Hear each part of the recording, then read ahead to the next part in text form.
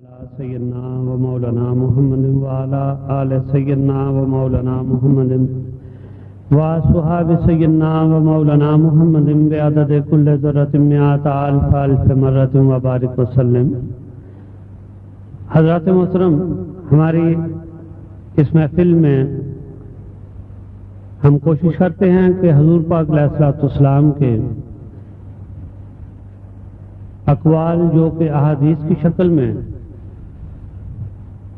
ہمارے پاس موجود ہیں، ان کا ہم دورہ کیا کریں، ان کو یاد کیا کریں، ان کو سنا کریں۔ جیسا کہ میں نے پچھلی ایک محفل میں بھی یہ بات عرض کی تھی کہ قرآن پاک کے بعد سب سے اہم چیز، سب سے اہم خزانہ، بلکہ خود قرآن پاک کو سمجھنے کے لیے سب سے بڑا خزانہ اگر کوئی ہے تو وہ حضور علیہ الصلوۃ والسلام کی احادیث کا ہے، کہ حضور علیہ الصلوۃ والسلام کی احادیث کے بغیر، حضور کے اقوال کے بغیر ہم قرآن پاک کو بھی نہیں سمجھ سکتے، چاہے جائے کہ ہم دنیا کے اور اپنی زندگی کے دوسرے امور میں کامیابی حاصل کر سکیں۔ لیکن میں نے یہ بات بھی پچھلی کسی محفل میں عرض کی تھی کہ اس دور میں ہماری یہ بدقسمتی ہے کہ جو ہم ترقی کرتے جا رہے ہیں، تیوں ہمارے درمیان، ہماری زندگیوں میں اور ہمارے عشق میں رکاوٹیں کھڑے کرنے والی طاقتیں، شیطانی طاقتیں، بس بلکہ میں ان کو یہ کہوں گا کہ وہ خباثت والی طاقتیں، خبیث روحیں ہمارے صفوں میں موجود ہیں، جو بے شمار طریقوں سے ہم میں شیطانیت بھی پھیلا رہی ہیں اور ہم سب کو دین سے دور کرنے کی بھی کوشش کرتی ہیں۔ لیکن اس شیطانیت میں ان کا سب سے اہم کام جو ہے وہ یہ ہے کہ حضور علیہ الصلوۃ والسلام کی احادیث سے لوگوں کے ذہنوں کو موڑا جائے، اور وہ لوگ یا وہ شر پسند جو ہیں وہ اس بات پہ زور دیتے ہیں کہ جب قرآن موجود ہے تو پھر کسی اور چیز کی ہمیں ضرورت نہیں، جبکہ حضور علیہ الصلوۃ والسلام کی احادیث کے بغیر قرآن سمجھا ہی نہیں جا سکتا اور نہ زندگی کے باقی معاملات کو۔ محترم، میں آپ کے سامنے وہ چند باتیں عرض کروں گا آج کی احادیث بیان کرنے سے پہلے، جن سے یہ ثابت ہوتا ہے کہ احادیث کو یاد کرنا، احادیث کو پڑھنا حضور علیہ الصلوۃ والسلام کے زمانے اور حضور کے بعد کے زمانے میں بھی اتنا ہی ضروری سمجھا جاتا تھا جتنا کہ قرآن پاک کی تلاوت کرنا۔ لہذا عہد صحابہ میں بھی حدیثوں کو یاد کرنے کا بے شمار اہتمام کیا جاتا تھا۔ حضرات صحابہ کرام رضوان اللہ تعالی اجمعین اپنے شاگردوں کو احادیث برابر یاد کرنے کی تاکید کرتے رہتے تھے اور ان احادیث کو محفوظ کرنے کے طریقے بھی بتاتے تھے۔ لہذا حضرت ابن عباس رضی اللہ تعالیٰ عنہ فرماتے ہیں کہ حدیثوں کا آپس میں تذکرہ، یعنی حدیثوں کا دور کیا کرو، آپس میں تذکرہ کیا کرو، ایسا نہ ہو کہ تمہارے ہاتھ سے احادیث نکل جائیں۔ اور حضرت ابن عباس یہ بھی فرمایا کرتے تھے کہ احادیث کو بار بار پڑھ کر دہرایا کرو، اور اس طرح سے اگر اس کو یاد نہ کرو گے تو یہ احادیث تم سے جاتی رہیں گی، تم لوگ اس کو بھول جاؤ گے، اور جو لوگ احادیث بھول جائیں گے یا اس سے انکار کریں گے وہ یقیناً دین و دنیا میں کامیاب نہیں ہو سکتے۔ حضرت ابن عباس رضی اللہ تعالیٰ عنہ فرمایا کرتے تھے اور ان کی تاکید تھی کہ ہر روز کچھ حدیثیں بیان کیا کرے۔ فرماتے ہیں کہ کوئی یہ خیال نہ کرے کہ ابھی تو کل ہی یہ حدیث بیان کی ہے، لہذا آج یہ حدیث بیان کیوں کروں؟ فرمایا نہیں، آج بھی بیان کرو اور پھر کل آئندہ آنے والے دنوں میں بھی احادیث کو بیان کیا کرو۔ مراد یہ ہوئی کہ احادیث کو بار بار بیان کیا جائے، بار بار سنا جائے، تاکہ اپنی زندگی کو دین اسلام کے مطابق ڈھالا جائے۔ حضرت ابو سعید خدری رضی اللہ تعالیٰ عنہ بھی احادیث کے بارے میں، مذاکرے کے بارے میں تاکید فرمایا کرتے تھے، اور وہ فرماتے ہیں کہ وہ اس معاملے میں اتنے سخت تھے کہ آپ کا شاگرد اگر کوئی آپ کو یہ درخواست کرتا تھا کہ حضور مجھے کوئی حدیث آپ تحریر کر دیں، تو آپ اس سے انکار کر دیتے تھے اور فرماتے تھے کہ جس طرح ہم نے حضور علیہ الصلوۃ والسلام سے حدیثوں کو سن کر حفظ کیا ہے، تم بھی اسی طرح سے حفظ کرو۔ لہذا آپ کبھی بھی کسی کو حدیث لکھ کے نہیں دیا کرتے تھے، بلکہ یاد کروایا کرتے تھے تاکہ پوری زندگی وہ حدیث ان کے سینوں میں رہے اور وہ آگے پہنچاتے رہے۔ حضرت عبداللہ ابن مسعود جو کہ کاتب وحی بھی ہیں، آپ سخت تاکید فرمایا کرتے تھے کہ حدیثوں کا تذکرہ کرتے رہو کہ یہی احادیث کی بھی اور ہماری بھی بقا کا سامان ہے۔ اور حضرت علی کرم اللہ وجہہ کا ارشاد گرامی ہے کہ ایک دوسرے سے ملتے رہو اور باہم احادیث کا مذاکرہ کرتے رہو، اس کو چھوڑ نہ دینا کہ فنا ہو جاؤ گے۔ اسی طرح حضرت محترم حضور علیہ الصلوۃ والسلام کے زمانے میں ہی احادیث کو نہ صرف سننے کا بلکہ حفظ کرنے کا اور اس کو جمع کرنے کا بھی اہتمام کیا گیا تھا، اور یہ سلسلہ حضور علیہ الصلوۃ والسلام کے بعد تک جاری رہا، قیامت تک جاری رہے گا۔ صحابہ کرام میں حضرت ابو ہریرہ رضی اللہ تعالیٰ عنہ کا نام گرامی کہ مردوں میں آپ سب سے زیادہ حدیث بیان کرنے والے مرد ہیں، اور خواتین میں حضرت عائشہ صدیقہ رضی اللہ تعالی عنہا خواتین میں سب سے زیادہ احادیث بیان کرنے والے ہیں۔ حضرت ابو ہریرہ رضی اللہ تعالی عنہ کے بارے میں آپ کا یہ فرمان ہے کہ ہاں حضرت صلی اللہ علیہ وسلم نے ایک دن مجھ سے فرمایا کہ تم، یعنی حضور نے حضرت ابو ہریرہ سے فرمایا کہ تم مال غنیمت سے حصہ نہیں مانگتے، تو حضرت ابو ہریرہ رضی اللہ تعالیٰ عنہ فرماتے ہیں کہ میں نے عرض کیا کہ حضور میں علم کی دولت مانگتا ہوں، کہ حضور میں علم کی دولت مانگتا ہوں۔ اس کے بعد حضرت صلی اللہ علیہ وسلم نے میری چادر میرے جسم سے اتار کر بیچ میں پھیلا دی، یعنی اپنے اور حضرت ابو ہریرہ کے بیچ میں حضور نے حضرت ابو ہریرہ کی چادر پھیلا دی اور حدیثیں بیان کرنا شروع کر دی۔ فارغ ہونے کے بعد فرمایا حضرت ابو ہریرہ کو کہ اپنے سینے سے اس چادر کو مل لو۔ حضرت ابو ہریرہ فرماتے ہیں کہ میں نے ایسا ہی کیا، اور اس کے بعد سے میرا یہ حال ہو گیا کہ ایک حرف بھی آپ کی حدیث کا میں کبھی نہیں بھولتا، یعنی جو سن لیتا ہوں وہ یاد کر لیتا ہوں۔ اسی لیے تاریخ اس بات کی گواہ ہے کہ حضرت ابو ہریرہ کبھی بھی حدیثوں کو لکھا نہیں کرتے تھے، بلکہ آپ جو کچھ سنتے تھے وہ یاد ہو جایا کرتا تھا، جبکہ حضور کے باقی برگزیدہ صحابی جو ہیں وہ احادیث کو لکھ لیا کرتے تھے، لیکن حضور کی اس دعا کے بعد حضرت ابو ہریرہ نے کبھی احادیث کو لکھا نہیں تھا۔ اور حضرت علی بن حسن بن شفیق کا بیان ہے کہ ایک رات ہم حضرت ابن مبارک رحمت اللہ علیہ کے ساتھ مسجد میں عشاء کے بعد حدیث کے ذکر کے لیے بیٹھے، اور وہ ذکر اس قدر طویل ہو گیا اور اس قدر خوبصورت ہو گیا کہ ہمیں بھی اس کی خبر نہ ہوئی۔ خبر تب ملی کہ جب مؤذن نے فجر کی اذان کہی، تو معلوم یہ ہوا کہ پوری رات ہی ہم نے احادیث کے ذکر میں گزار دی اور اس احادیث کے تذکرے میں گزار دی۔ تو حضرات محترم آئیے حضور علیہ الصلوۃ والسلام کی زبان حق سے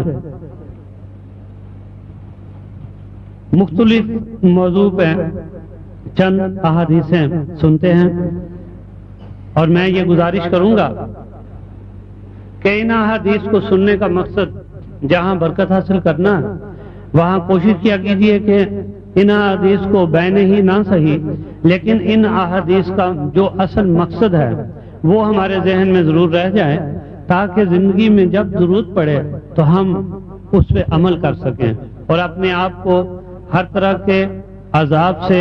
بچا سکیں اور ہر طرح کی برکت حاصل کر سکیں۔ قبر عذاب کے متعلق حضرت ام المومنین حضرت عائشہ صدیقہ رضی اللہ تعالی عنہ فرماتی ہیں کہ رسول کریم علیہ الصلوۃ والسلام نے فرمایا، اللہ اس عذاب سے سب کو بچائے جو بد اعمال لوگوں کو قبر میں دیا جاتا ہے۔ اللہ اس عذاب سے سب کو بچائے جو بد اعمال لوگوں کو قبر میں دیا جاتا ہے۔ اور حضور علیہ الصلوۃ والسلام نے لوگوں کو حکم دیا کہ وہ قبر کے عذاب سے اللہ کی پناہ مانگا کریں، وہ قبر کے عذاب سے اللہ کی پناہ مانگا کریں۔ اور حضرت ابو ایوب انصاری رضی اللہ تعالیٰ عنہ فرماتے ہیں کہ رسول کریم علیہ الصلوۃ والسلام گھر سے ایسے وقت باہر تشریف لے گئے جب سورج غروب ہو چکا تھا، یعنی یہ ایسا بہت کم ہوتا تھا کہ حضور سورج غروب ہونے کے بعد گھر سے باہر تشریف لے جاتے ہیں، لیکن آپ ایک دن گھر سے باہر تب گئے جب سورج غروب ہو چکا تھا، تو حضور علیہ الصلوۃ والسلام نے کوئی آواز سنی تو کسی کے پوچھنے پہ فرمایا کہ کسی یہودی کی آواز ہے جسے قبر میں عذاب دیا جا رہا ہے۔ بہرحال مقصد یہ ہے کہ قبر کا عذاب کیسا ہوگا اور اس کی کیفیت کیا ہوگی، اس کو اسی بات سے اگر سمجھا جائے کہ حضور نے فرمایا کہ اس عذاب سے اللہ کی پناہ مانگی جائے تو وہ عذاب کیسا اور کتنا خطرناک ہوگا۔ حضرت ابن عباس رضی اللہ تعالیٰ عنہ فرماتے ہیں رسول کریم علیہ الصلوۃ والسلام دو قبروں کے قریب سے گزرے اور آپ نے فرمایا ان دونوں قبروں میں مردے عذاب میں مبتلا ہیں اور عذاب کا باعث کوئی بڑی بات نہیں، بلکہ ان میں سے ایک کا قصور یہ ہے کہ وہ پیشاب کی چھینٹوں سے بچا نہیں کرتا تھا، ایک کا قصور یہ ہے کہ وہ پیشاب کی ناپاکی سے نہیں بچتا تھا، اور دوسرا وہ ہے جو چغل خور تھا، اور دونوں کو قبر عذاب ہو رہا تھا۔ پھر حضرت ابن عباس فرماتے ہیں کہ پھر آپ نے حضور علیہ الصلوۃ والسلام نے ایک سبز ٹہنی لی، اسے درمیان میں سے چیر کر دو حصے میں تقسیم کیا اور ایک حصہ دونوں قبروں پر گاڑ دیا، اور آپ نے فرمایا ممکن ہے اس طرح ان کے عذاب میں تخفیف ہو جائے، کیونکہ جب تک یہ خشک نہ ہو جائیں گی، یعنی وہ جو سبز ٹہنیاں لگائی جب تک وہ خشک نہ ہو جائیں یہ اللہ کی تسبیح کرتی رہیں گی، اور ممکن ہے کہ اللہ کی اس تسبیح کرنے کی وجہ سے ان قبر والوں کو اتنی دیر کے لیے عذاب اٹھا لیا جائے۔ لہذا پیشاب کرنا اور کسی بھی ایسی نجاست سے بچنا یہ بھی عذاب قبر سے بچنے کا ایک ذریعہ ہے، اور چغل خوری سے بچنا یہ بھی عذاب قبر سے بچنے کا ایک ذریعہ ہے۔ حضرت ابو موسیٰ رضی اللہ تعالیٰ عنہ فرماتے ہیں کہ رسول کریم علیہ الصلوۃ والسلام نے فرمایا جنت میں دو باغ ایسے ہیں جن کے برتن اور جو کچھ ان برتنوں میں ہے سب چاندی کا ہے، اور دو باغ ایسے ہیں جن کے برتن اور جو کچھ ان میں ہے سب سونے کا ہے، اور جنت عدن میں عظمت و کبریائی کی چادر کے سوا بندوں اور دیدار باری تعالیٰ کے درمیان کوئی چیز حائل نہیں ہوگی، یعنی होगा वो सब कुछ भी, बर्तनों में जो कुछ होगा वो सब कुछ भी चांदी का होगा। और 2 बाग ऐसे होंगे जो सोने के बर्तनों वाले, और उसमें जो कुछ होगा वो सोने का होगा। और ये जगह जन्नत अदन कहलाएगी। और इस जन्नत में रहने वालों के दरमियान और बारी ताला के दरमियान स्वाय उस अजमत और किबरियाई की चादर के जिन्होंने अल्लाह ताला के उस चेहरा को या उस नूर को छुपा रखा होगा, और कोई चीज हायल नहीं होगी। और हजरत अबू हुरैरा रजी अल्लाह ताला अन्हो रवायत करते हैं कि रसूल करीम अलैहिस्सलाम ने फरमाया, 7 शख्स ऐसे हैं जिनको अल्लाह ताला उस दिन अपने साए में पनाह देगा, जिस दिन अल्लाह के साए के सिवा कोई और साया ना होगा। 7 शख्स ऐसे हैं जिनको अल्लाह ताला उस दिन अपने साए में पनाह देगा, जिस दिन अल्लाह के साए के सिवा कोई साया ना होगा। फरमाया वो 7 अशखास कौन से होंगे? नंबर 1, अदल और इंसाफ करने वाला हाकिम, वो भी अल्लाह के साए में होगा। नंबर 2, वो जवान जिसकी नशोनुमा अल्लाह ताला की इबादत के साथ साथ हो और पूरी जिंदगी इसी तरह गुजार दें, वो नौजवान भी अल्लाह के साए में होगा। और फिर तीसरे शख्स के बारे में फरमाया, वो शख्स जिसका दिल मस्जिद में अटका रहे, यानी अल्लाह के घर जाने का शौक उस पर हावी रहे, वो भी हमेशा अल्लाह के साए में होगा। और फरमाया चौथा, वो दो शख्स जो एक दूसरे से सिर्फ अल्लाह के वास्ते मोहब्बत करें, अल्लाह के लिए ही आपस में मिलें और अल्लाह के लिए ही जुदा हों। और इसकी तफसीर यहाँ पे उलमा ने की कि ये वो मर्तबा है जो रूहानी पेशवाओं को और उनके मुरीदीन को हासिल होता है। फरमाया वो 2 शख्स जो एक दूसरे से सिर्फ अल्लाह के वास्ते मोहब्बत करें, अल्लाह के लिए ही आपस में मिले और अल्लाह के लिए ही जुदा हों, वो लोग भी रोज़े क़यामत अल्लाह के साए में होंगे। और फिर फरमाया 5वां, वो शख्स जिसे कोई बुलंद मर्तबा हसीन औरत दावत गुनाह दे और वो उसकी दावत ये कह के रद्द कर दे कि मैं तो अल्लाह से डरता हूँ, फरमाया ऐसा शख्स भी यकीनन अल्लाह के साए में होगा। और फिर फरमाया वो शख्स जो सदका और खैरात ऐसे पोशीदा तरीके से दे कि दायां हाथ जो खर्च करे उसकी बाएं हाथ को भी खबर ना हो, ऐसा शख्स भी अल्लाह के साए में होगा। और फिर फरमाया वो शख्स जो तन्हाई में अल्लाह को याद करे तो उसकी आंखों से आंसू बह निकलें, फरमाया वो शख्स भी अल्लाह के साए में होगा। वो शख्स जो तन्हाई में अल्लाह को याद करे और उस याद में उसकी आंखों से आंसू बह निकले, फरमाया वो शख्स भी रोज़े क़यामत अल्लाह के साए में होगा। हज़रत मोहतरम,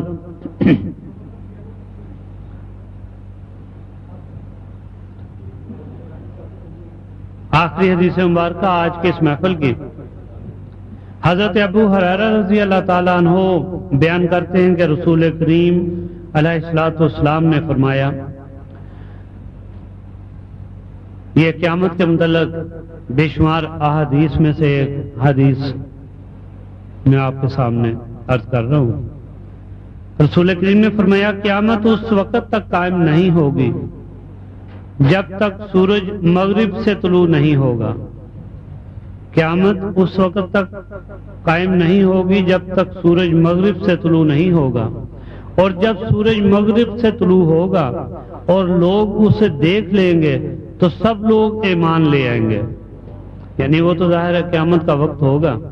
लेकिन फरमाया कि ये वो वक्त होगा कि उस वक्त किसी शख्स का ईमान लाना उसको कोई नफा न देगा, क्योंकि वो क़यामत की उस निशानी को देख के ईमान लाया। और हुज़ूर अलैहिस्सलाम ने फिर सूरह इनाम की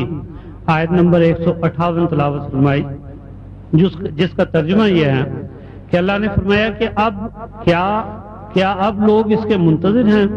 کہ ان کے سامنے فرشتے آ کھڑے ہوں، یا تمہارا رب خود آ جائے، یا تمہارے رب کی بعض نشانیاں نمودار ہو جائیں۔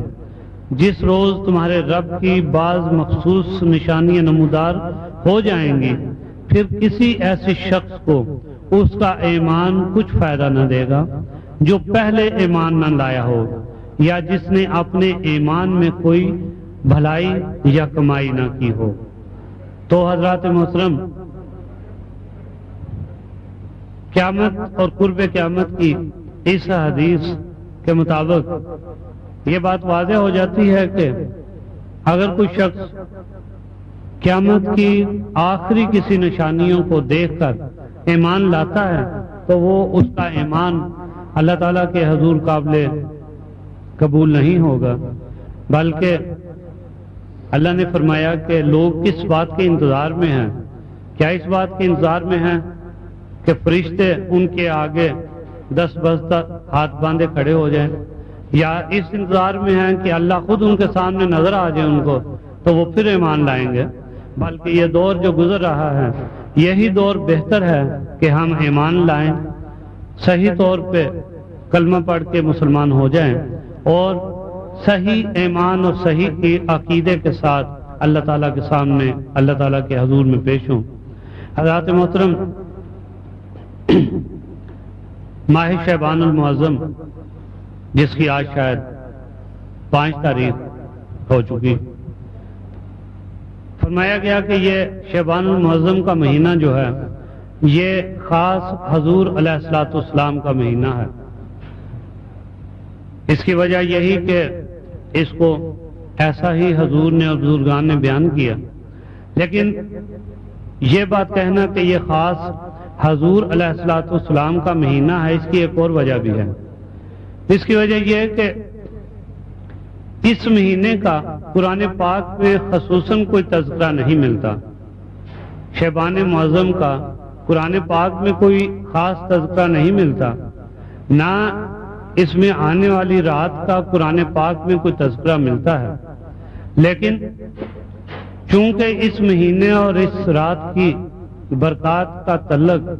حضور علیہ الصلوۃ والسلام کی ذات گرامی سے ہے کہ حضور نے اس مہینے کو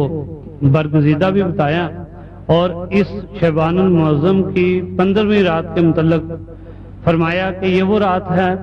جو لیلۃ القدر کے بعد سب سے اہم رات ہے۔ لیلۃ القدر کے بعد اس ماہ مبارکہ میں 15 شعبان میں آنے والی رات جو ہے، جس کو ہم شب برات کہتے ہیں، وہ حضور نے فرمایا سب سے بزرگی والی رات ہے لیلۃ القدر کے بعد۔ اور شاید اسی لیے حضور علیہ الصلوۃ والسلام چونکہ اس ماہ میں بے شمار نوافل اور بے شمار طریقے اللہ تعالیٰ کی عبادت کی اختیار کیا کرتے تھے، اس لیے اس ماہ شعبان کو شعبان معظم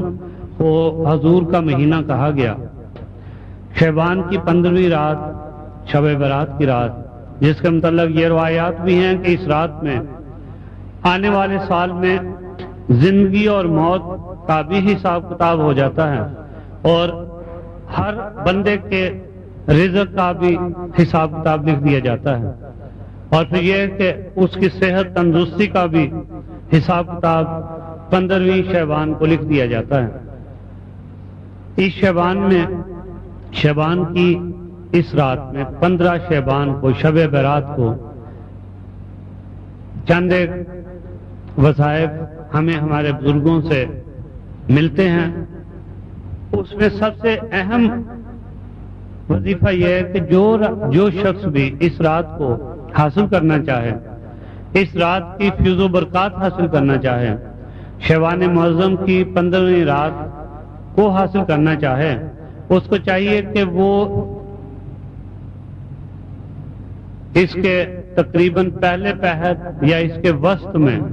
درمیانی رات کے حصے میں 4 رکعت نفل ادا کرے،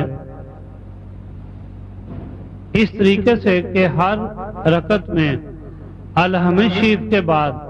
کم از کم 50 مرتبہ سورہ اخلاص پڑھی جائے. ہر رکعت میں الحمد شریف کے بعد 50 مرتبہ سورہ اخلاص پڑھی جائے. اور یہ 4 رکعتیں چاہے ایک ہی سلام کے ساتھ پڑھی جائیں، چاہے 2 سلام کے ساتھ، یعنی 2 نفل کر کے پڑھی جائیں. 50 مرتبہ سورہ اخلاص کل شریف.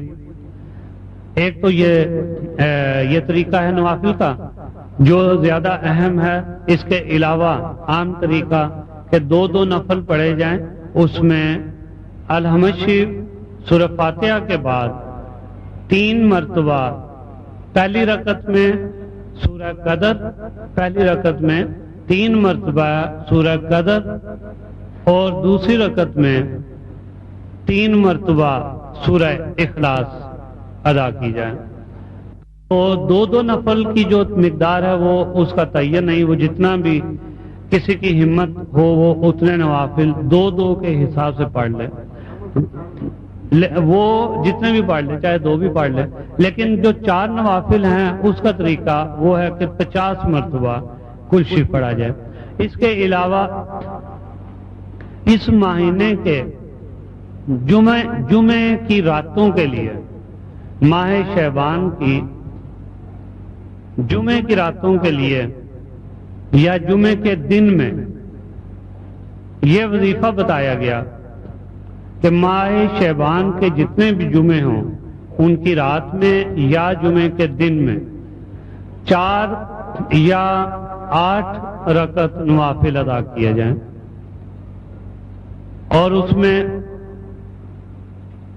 ہر رکعت میں 1 مرتبہ سورہ قدر اور 1 مرتبہ سورہ اخلاص ادا کی جائے. سورہ قدر 1 مرتبہ اور سورہ اخلاص 1 مرتبہ. جو نفل جمعے کو پڑھے جائیں شعبان کے جتنے بھی جمعے آئیں اس میں، اور یہ بھی رکعتیں چاہے 4 پڑھی جائیں چاہے 8 رکعتیں پڑھی جائیں. اور اس کے ساتھ ایک چیز روایات میں آتی ہے کہ جمعے کے نوافل کے ساتھ 3 مرتبہ سورہ یاسین دہرائی جائے، 3 مرتبہ سورہ یاسین پڑھی جائے. روایات میں آتا ہے کہ اس طریقے سے سورہ یاسین اس کو غور کے ساتھ پڑھنے سے، اس کو سمجھ کے پڑھنے سے حضور علیہ الصلوۃ والسلام نے فرمایا کہ پورا سال اس بندے سے نہ تو رزق ختم کیا جاتا ہے اور نہ ہی اس کو کوئی بیماری دی جاتی ہے. کہ جمعے والے دن وہ اگر 4 نوافل پڑھتا ہے اور اس کے ساتھ 3 مرتبہ سورہ یاسین سمجھ کر اس کو پورے دھیان کے ساتھ پڑھتا ہے، صحیح طریقے سے پڑھتا ہے، تو حضور نے فرمایا کہ پورا سال اس شخص کے لیے نہ تو کوئی بیماری کا خوف ہوگا نہ ہی اس کو رزق کی کمی کا خوف ہوگا. تو لہذا یہ مہینہ حضور علیہ الصلوۃ والسلام کا مہینہ، آپ سب کو ہمیں حضور علیہ الصلوۃ والسلام کے اقوال پہ عمل کرنے کی توفیق عطا فرمائے، ہمیں سلسلے کا فیض عطا فرمائے، اور یہ ماہ مبارکہ شعبان معظم اور اس کی تمام برکات ہمیں اللہ تعالیٰ عطا فرمائے. اس شعبان کے مہینے کے لیے بھی حضور علیہ الصلوۃ والسلام نے فرمایا کہ اس شعبان معظم کے پہلے 3 روزے رکھے اور پھر درمیانی 3 روزے رکھے اور پھر آخری 3 روزے رکھے. حضور نے فرمایا کہ یہ اسی طرح ہی کرے گا، وہ شخص جو یہ کرے گا وہ یہ سمجھے کہ پورا سال اس کی زندگی جو ہے پورے سال کی وہ اس نے عبادت میں گزاری اور نفلی عبادت کا ثواب اس کو ملتا رہے گا. پہلے 3 دن سے مراد کے 1 شعبان، 2 شعبان اور 3 شعبان، اور درمیانی 3 روزوں کا مطلب کہ 13، 14 اور 15 شعبان، اور آخری 3 دن سے مراد 27، 28 اور 29 شعبان. بہرحال اللہ تعالیٰ سے یہ توفیق مانگیں، یا کم از کم یہ ہے کہ 15 شعبان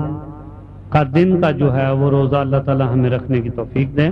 15 شعبان کی رات کو ہم عبادت کریں، اور 15 شعبان کے دن کو ہم روزہ رکھیں. اور یہ بات بھی میں بتاتا چلوں کیونکہ اکثر احباب اس بات کو بھول جاتے ہیں کہ ہمارے چاند کے لحاظ سے ہمارے پاس جو دن آتا ہے وہ بعد میں آتا ہے اور رات ہمیشہ پہلی آتی ہے. اور اس کی ایک منطق ہے, اس کا ایک مقصد ہے کہ اللہ تعالیٰ نے یہ طریقہ اس لیے اختیار کیا کہ ہر ایمان والے کے لیے ہر اندھیرے کے بعد اجالا ہوتا ہے, ہر اندھیرے کے بعد اجالا ہوتا ہے. اس لیے ہماری رات جو پہلے آئے گی 15 شعبان کی رات جو ہے وہ 14